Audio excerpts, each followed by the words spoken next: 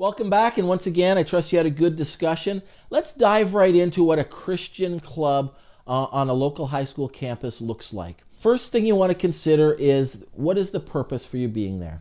Could I gently suggest that the primary purpose for having this type of club at a local high school is to be salt and light, is to be light in the darkness, is to be communicators of the gospel.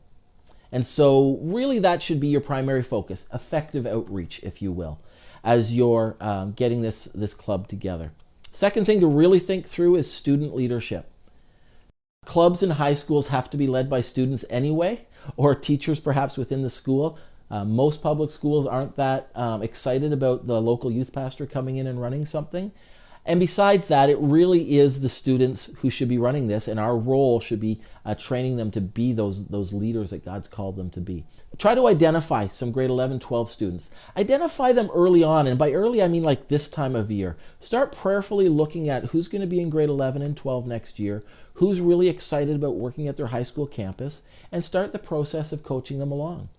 At the same time, keep your eye out for grade 9 and 10 students who will make great leaders as they hit grade 11 and 12. But I would suggest you focus on grade 11 and 12 students to be your key leaders, because that is the stage of the journey that they're on.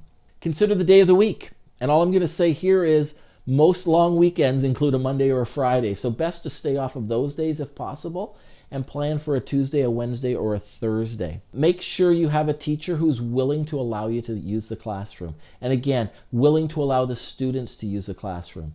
I've been in some environments where teachers open the door and walk away and say, have a good time. I've been in other environments where they sit at their desk and awkwardly stare at you while you're trying to have your Christian club. Somewhere in between is probably where you'll land, but try to make a good connection with a teacher because inevitably, no matter how hard you try, there's going to be inconveniences, disturbances to his environment, whether it's a spilled pop or a desk that gets written on or whatever.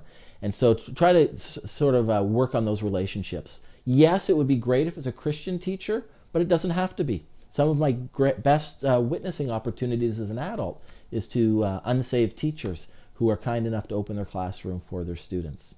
Remember to do some good networking so that you can identify who the other kids in other students in the other youth ministries are that go to this high school as well. And again, through your networking, which we should all be a part of, you can talk to other youth leaders and say, what are some students in your group that would make good leaders? How can we work together with these guys, and maybe you work together with a couple of mine and work together that way? Be open in communication on that. And remember, it's not just your youth ministry having a Christian club.